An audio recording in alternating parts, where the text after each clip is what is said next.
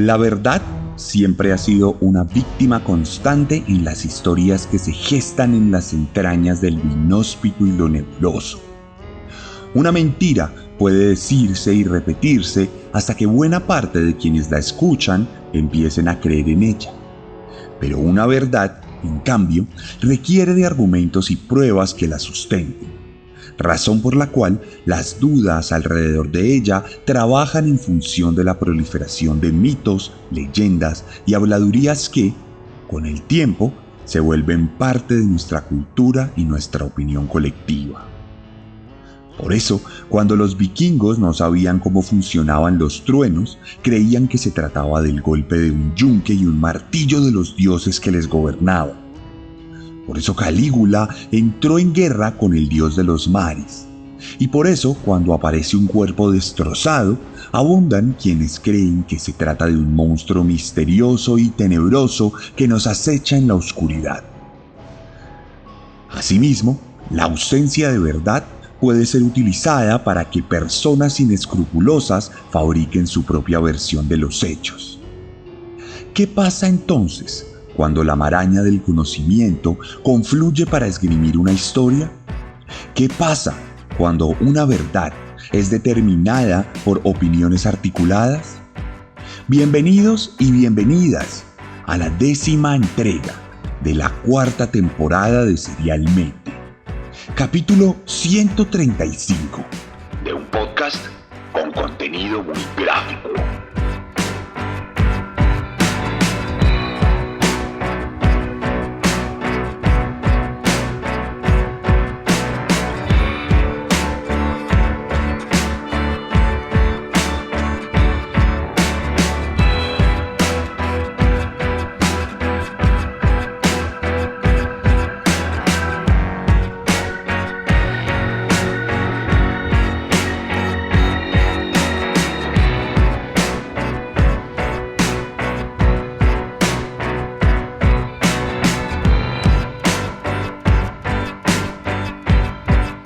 Y hoy nos dirigimos nuevamente a los confines misteriosos de esa Europa oriental y anacrónica.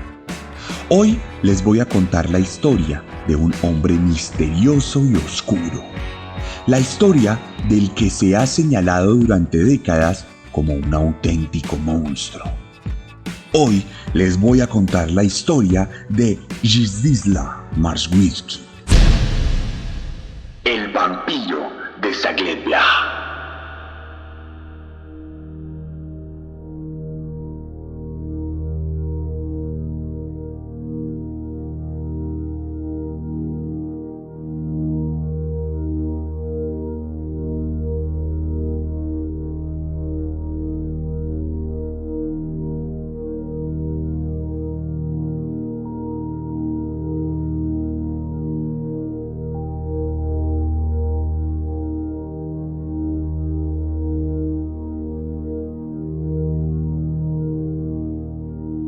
Es el año de 1964. Nos dirigimos a las calles grises y adoquinadas de Katowice, cerca a la Alta Silesia, en la región occidental de Polonia.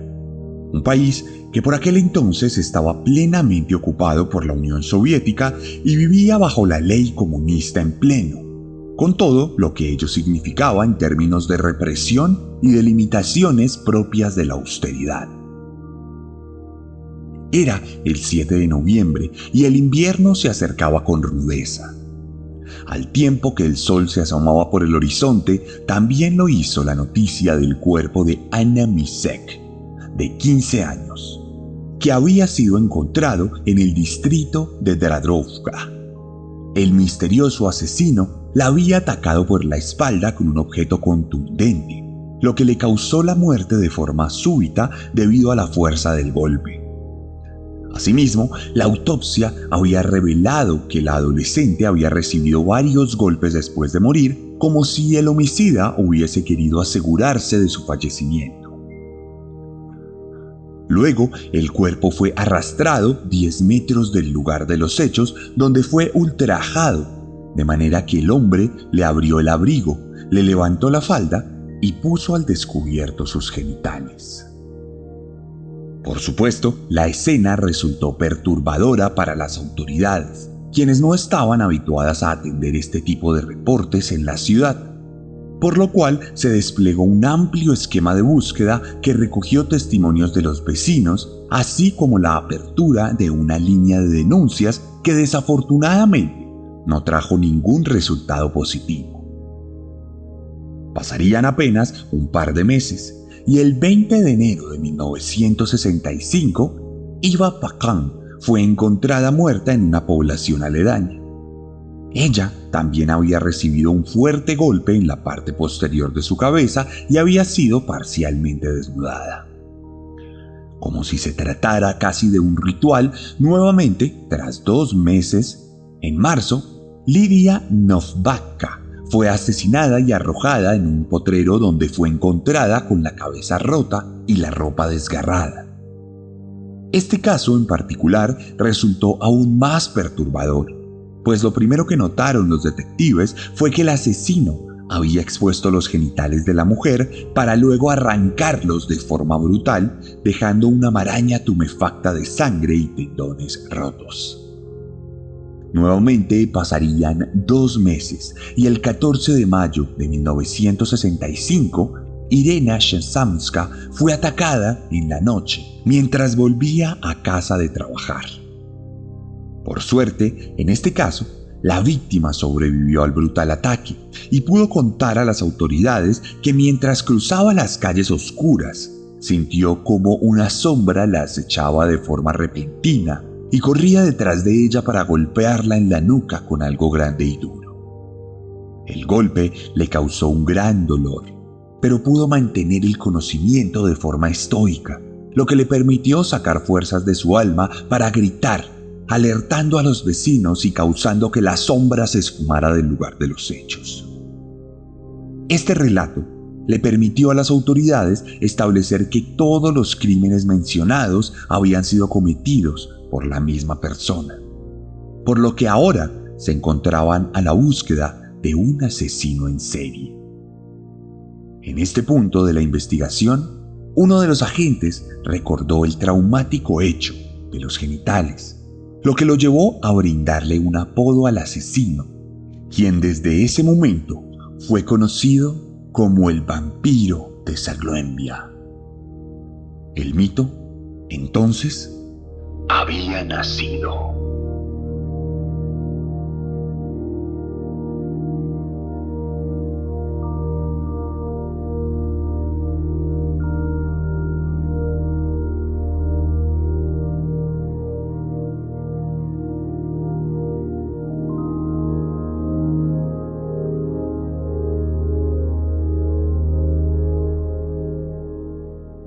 Muy a pesar de que la policía trató el caso con total discreción, la brutalidad de los crímenes llamó la atención de la prensa, por lo que pronto los medios de comunicación comenzaron a retratar lo ocurrido, enmarcados, por supuesto, en las dinámicas de censura del Partido Comunista que gobernaba.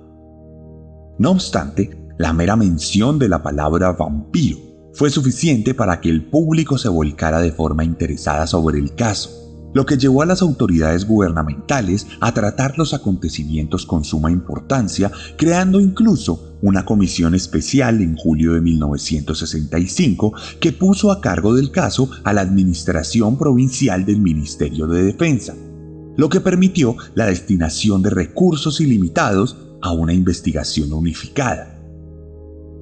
Con la prensa y la parafernalia vino también el terror. Por todas las ciudades de la región, las mujeres entraron en pánico, pues no sabían en qué momento podían ser atacadas por el vampiro. Las autoridades recomendaron que ninguna mujer anduviera sola por la calle, y en muchos lugares las féminas dejaron de ser vistas después de que se ponía el sol, como si el reconocido conjuro vampírico fuera una realidad que le impidiera al asesino salir a matar de día. Las leyendas se expandieron por todos los callejones. Se llegó incluso a decir que el asesino tenía como meta cobrarse la vida de 1000 mujeres para conmemorar el milenio que ese año cumpliría el reino de Polonia. La policía, por su parte, destinó a varias mujeres infiltradas para que caminaran solitarias por las calles oscuras, esperando así que el vampiro cayera. Pero como si pudiera oler el peligro, aquel espectro misterioso nunca se dejó atrapar por ninguna agente, permaneciendo así como una leyenda tenebrosa de la Polonia comunista.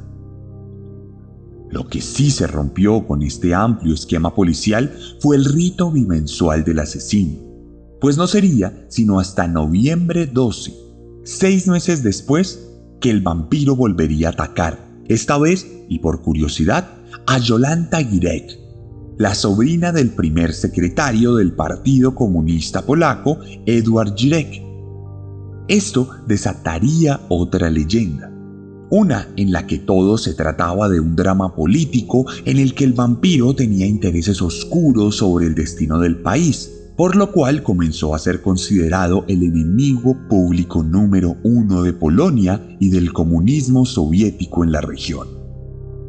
De hecho, las autoridades volvieron a analizar los asesinatos previos, esta vez bajo otra perspectiva, y llegaron a esgrimir una teoría en la que estos tenían una connotación anticomunista, lo que ponía en evidencia la típica paranoia y manipulación del comunismo y de los regímenes totalitarios.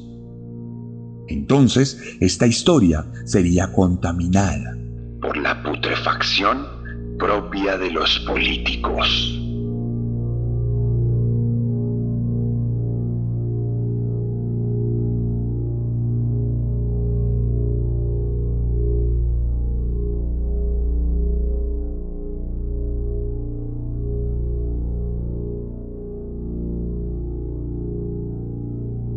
La búsqueda tardó años.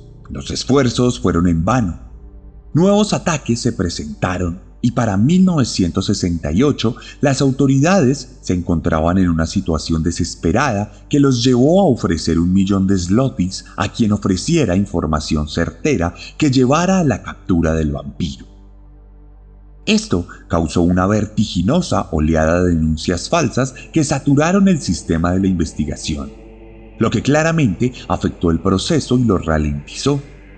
La sociedad, acostumbrada por aquel entonces al espionaje y a la vigilancia extrema del gobierno comunista, se volcó a denunciar a sus vecinos, amigos y propios familiares, lo que naturalmente no llevó a la investigación a ningún puerto efectivo, pues todos los agentes dedicaron extremo cuidado al desarrollo de la investigación y de cada carta que llegaba, lo que demoró absolutamente todo, pero a su vez, todo hay que decirlo, contribuyó a la solución de otros crímenes que estaban sin resolver.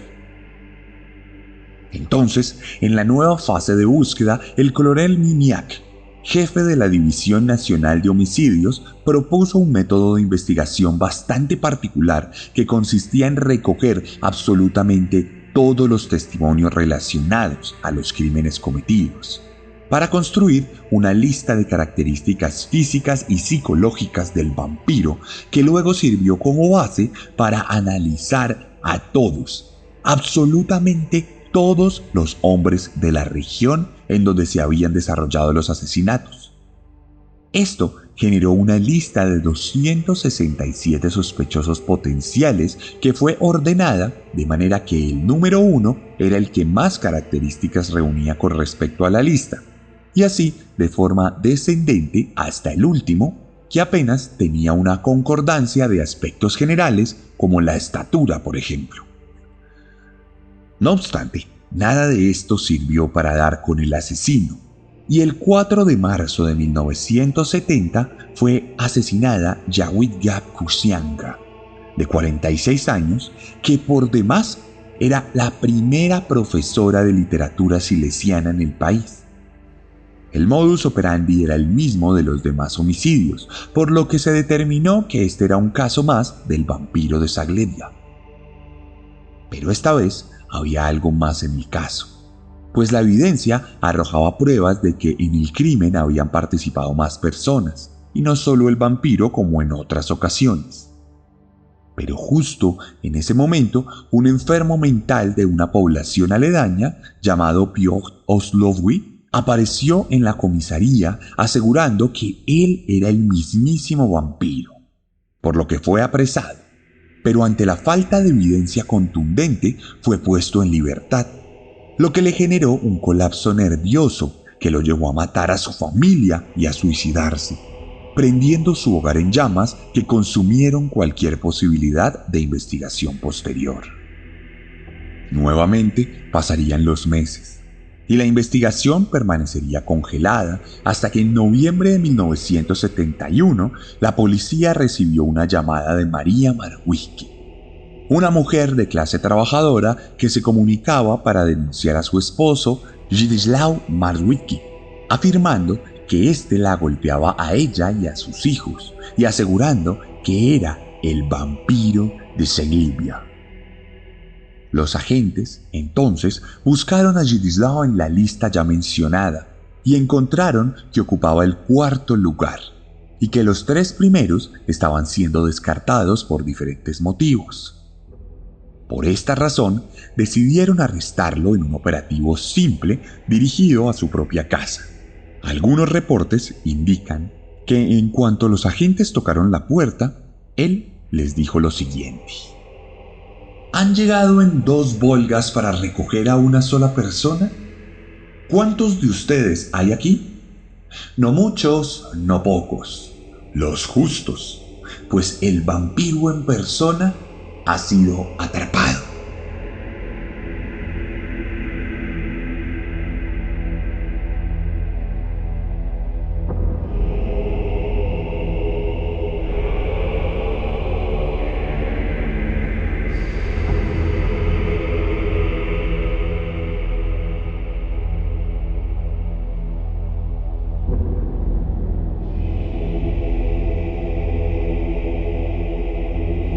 No sabemos mucho de Zdzisław Marwiecki.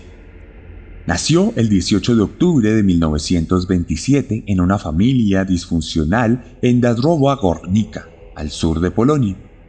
Su padre, Józef, saltó de relación en relación, llegando a casarse 5 veces, de las cuales surgieron 4 hijos, una mujer y 3 hombres, uno de los cuales es nuestro protagonista de hoy. No hay mucha información al respecto del vampiro, más que no llegó a graduarse nunca del colegio.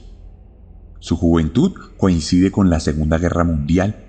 Entre el 39 y el 44, Alemania se dedicó a destruir Polonia de manera sistemática, algo así como lo que está haciendo Israel con Gaza en este momento, por lo que no sabemos nada de sus vivencias durante la guerra.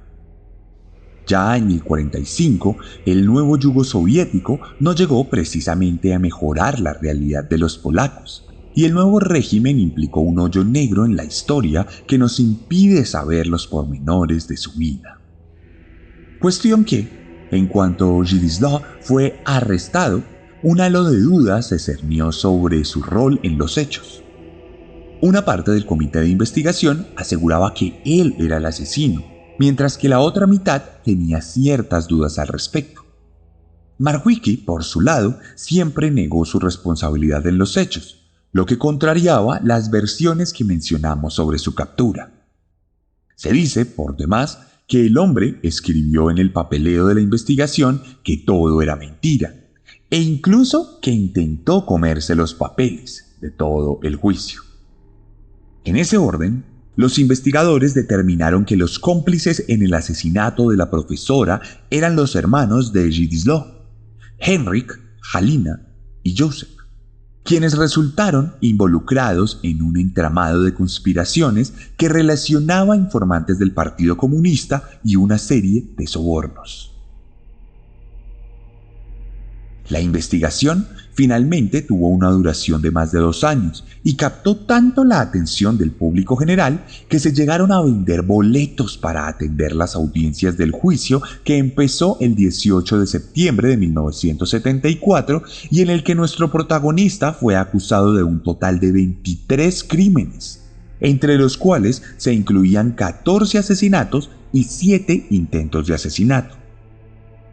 Durante el proceso se tuvo en cuenta el historial problemático de Zdzisław. Un hombre que supuestamente golpeaba a su familia, se metía en problemas con la policía y cometía actos de vandalismo de vez en cuando. Su hermano, mientras tanto, fue acusado de 8 crímenes, entre los cuales destacaba la complicidad en el homicidio de la profesora, pues se cree que él mismo, luego de un entramado dramático dentro de la universidad donde ella trabajaba, determinó que debía morir, por lo que buscó ayuda del vampiro. Los demás, por su lado, recibieron cargos por robo y por encubrimiento. Siendo el 28 de julio de 1975, la corte anunció la culpabilidad de todos los implicados. El vampiro y su hermano Jacques recibieron pena de muerte. Henrik recibió 25 años y Halina 4 años.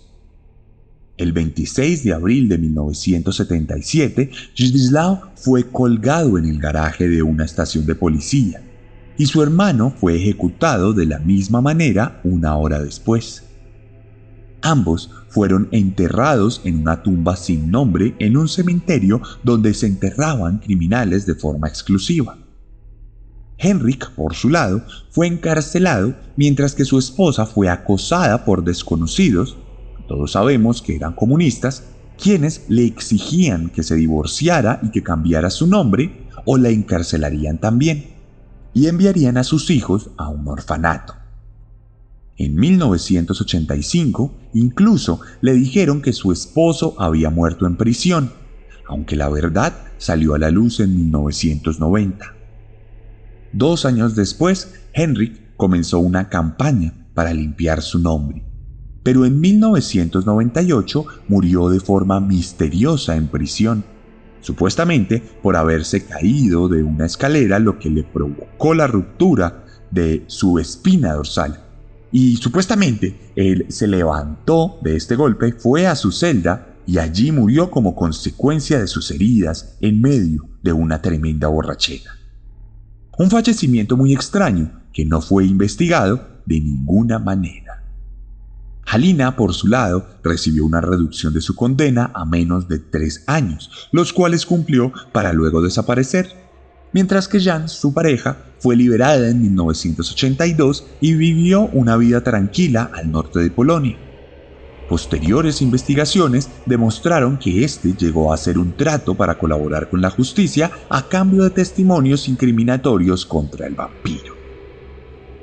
Todo estaba servido para creer que se trataba de una conspiración.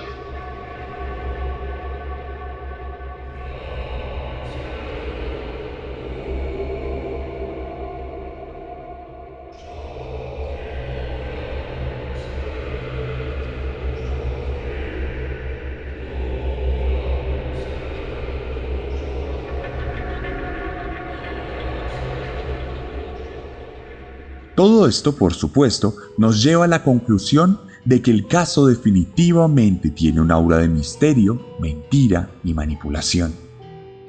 Nuevas fuentes originadas en el siglo XXI aseguran que Zdzislaw era en realidad inocente y que todo se trató de una necesidad del Partido Comunista por mostrar resultados en su gobierno mediocre. Dejo a ustedes esta decisión. Cuéntenme ustedes qué creen que pasó, si esto fue real o no fue real. Hemos tenido casos en este podcast donde hemos hablado de historias que tienen toda una aura de misterio, que tienen toda una triquiñuela originada siempre en regímenes totalitaristas. Al final, probablemente, el mito no se trataba de un vampiro antropófago y oscuro, sino de un partido totalitarista que tenía como único villano a lo peor que tiene la sociedad para ofrecernos: los políticos.